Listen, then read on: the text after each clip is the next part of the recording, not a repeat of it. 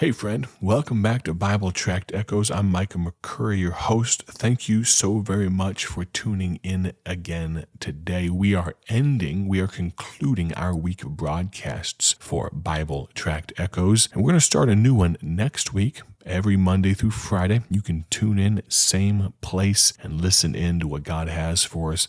I'm looking forward to what God does have for us next week, so you're going to want to tune in. But let's finish off this thought that we've been developing all week long. We've been talking about the unstoppable will of God. Look, if you would, at Isaiah chapter 14. Isaiah 14. Oftentimes, great fighters can develop a rivalry with another great fighter. I mentioned how oftentimes we can only tell how great something is relative to its competition. Whether it be Michael Phelps in the Olympics or any others, Michael Phelps in a pool by himself may be impressive, but it's more impressive when he wins 8 gold medals in the single Olympics because he beat the best in the world, right? Well, it's the same for God's will. My desire this week is to convey to you the importance of God's will. And in looking at God's will, it almost seems like His will is unstoppable.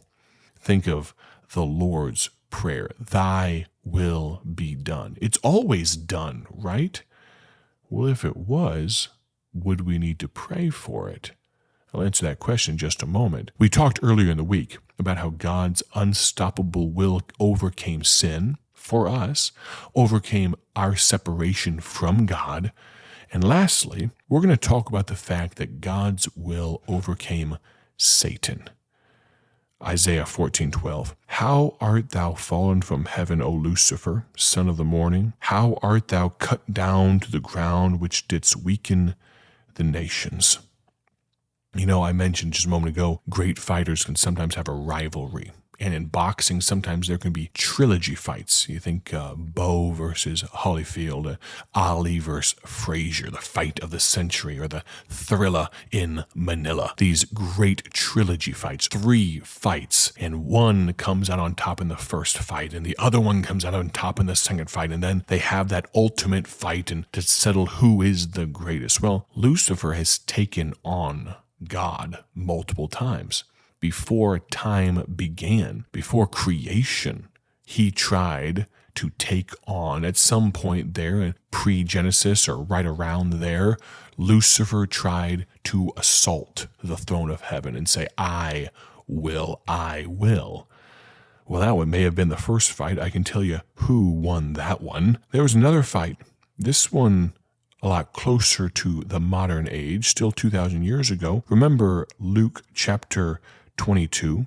Think about this. Verse 2, and the chief priests and scribes sought how they might kill him, for they feared the people. Then entered Satan into Judas, surnamed Iscariot, being of the number of the 12. And he went his way and communed with the chief priests and captains how he might betray him, meaning Jesus, unto them.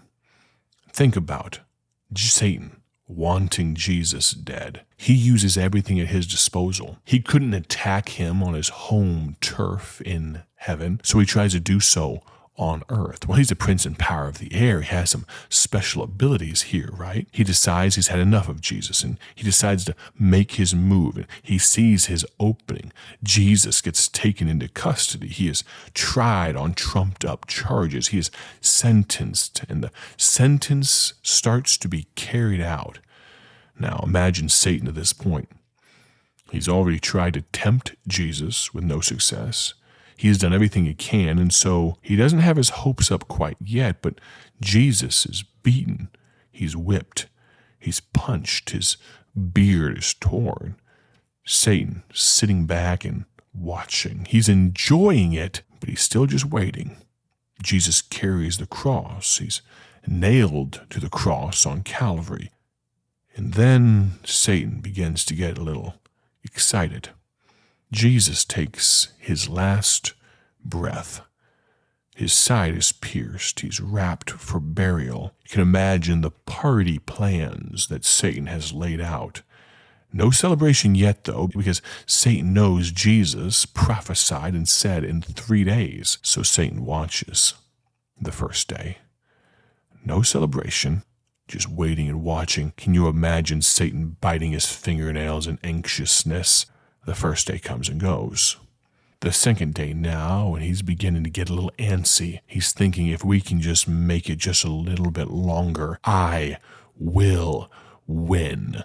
Jesus will break his promise. He won't come back. But then what happens? Of course, we know.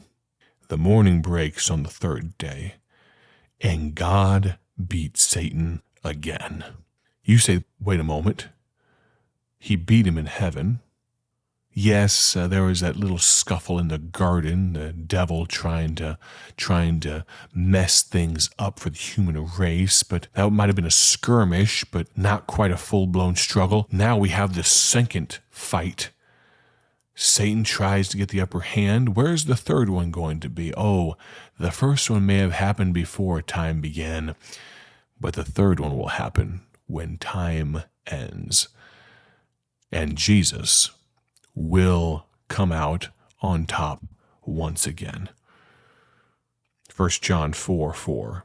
Ye are of God, little children, and have overcome them, because greater is he that is in you than he that is in the world. God's never broken a promise, and he's not going to start anytime soon. And so we can know with certainty going forward that God, we can might as well say it, he is, because it's the truth. God is 3-0 against Satan. There is no need for a trilogy, because God won the first one, he won the second one, and he'll win every single one. God has overcome sin. God has overcome separation. God's will has overcome Satan. Think about the fact that God's will is an unstoppable force. Or is it?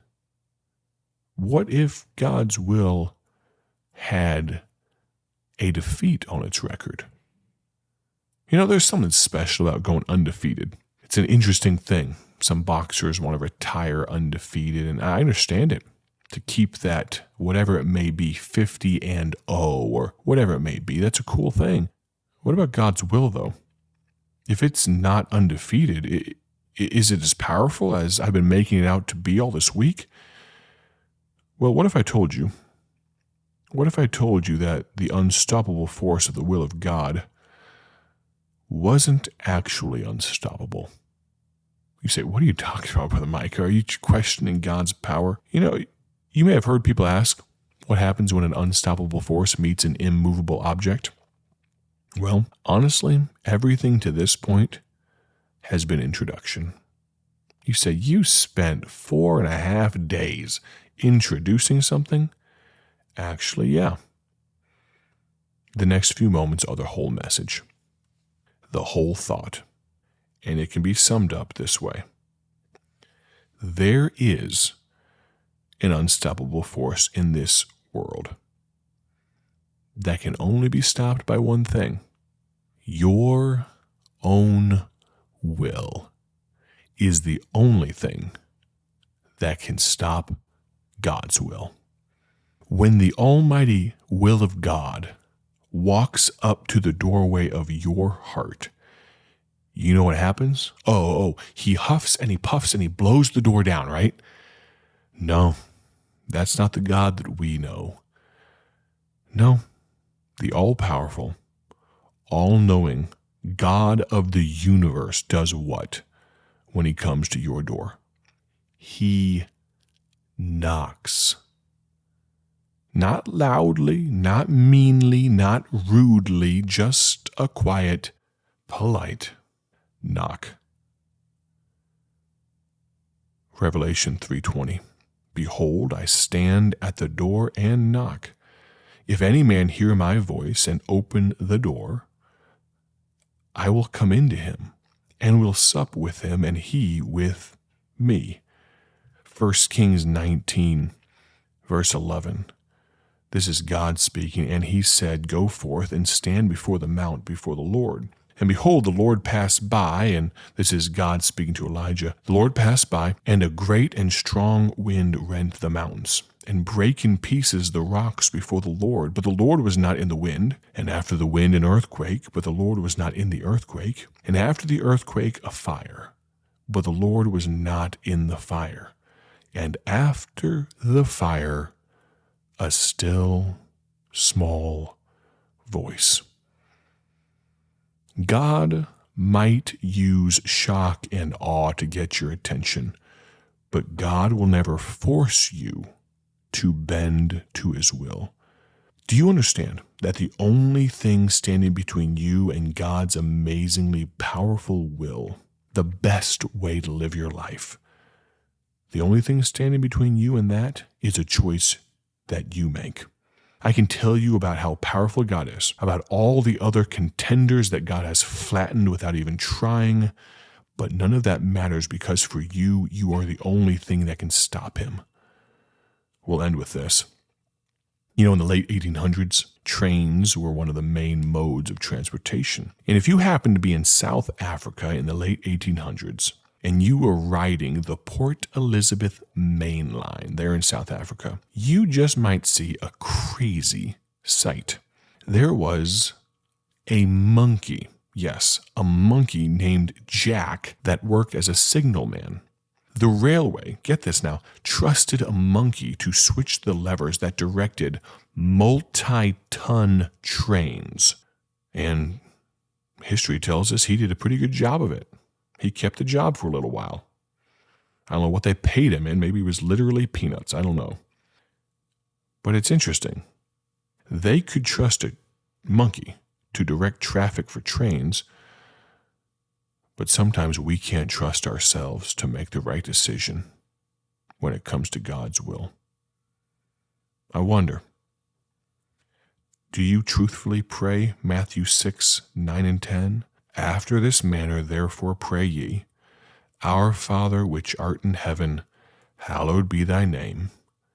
Thy kingdom come, thy will be done, in earth as it is in heaven. God's got heaven under control, but he won't make you do what you don't want to do. Will you pray that prayer and mean it today? Thy will be done. I sure hope so. I look forward to speaking to you next week. Got some exciting things on the horizon for BTI. Thank you so very much for listening. Have a great day for his glory, and we will plan on talking to you soon. God bless.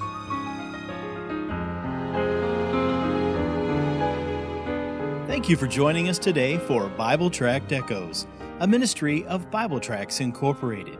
If you would like to receive a free sample booklet of all of our tracts, you can contact us by calling 309-828-6888.